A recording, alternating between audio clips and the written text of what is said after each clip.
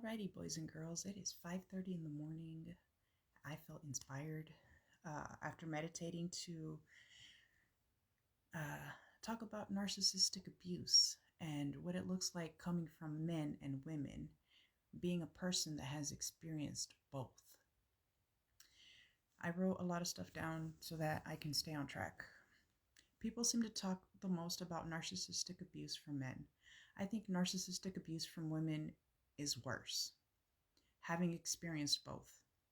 75% of diagnosed cases of narcissists are men, with only 25% of them being women. Men often display overt, power-focused grandiosity, while women more commonly exhibit covert, vulnerable narcissism using charm, victimhood, or relational aggression, such as gossip or guilt, to gain admiration and power, often masked by traditional femininity, making them harder to spot. What exactly does narcissistic abuse from a woman look like? Women use emotional abuse, manipulation like gaslighting, guilt tripping, and love bombing, and excessive control, seeing the people around them as an extension of themselves, not as individuals, leading to deep-seated issues like low self-esteem, identity confusion, anxiety, and difficulty forming healthy relationships. She demands constant admiration, criticizes, blames, and struggles with empathy, creating a toxic environment where people feel invalidated, inferior, and unloved, often resulting in long-lasting emotional scars. Can you hear the sirens? What are some characteristics that are displayed by narcissistic women? A lack of empathy, manipulation and emotional abuse, inconsistent affection, love bombing, favoritism and scapegoating. What are the impacts?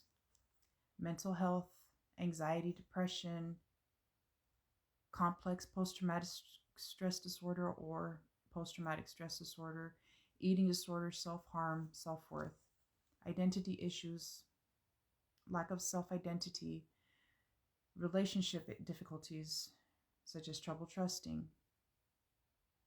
What are some healing and coping strategies? Setting boundaries, limiting contact, seeking therapy, building support, and focusing on self-care.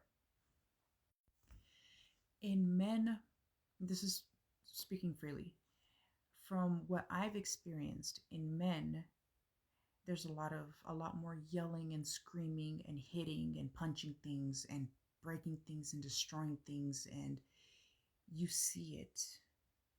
With women, it's passive aggressiveness, it's gossiping about you behind your back, it's blaming every single person in their orbit for every evil, horrible thing that they're doing. It's lying. It's pathological lying.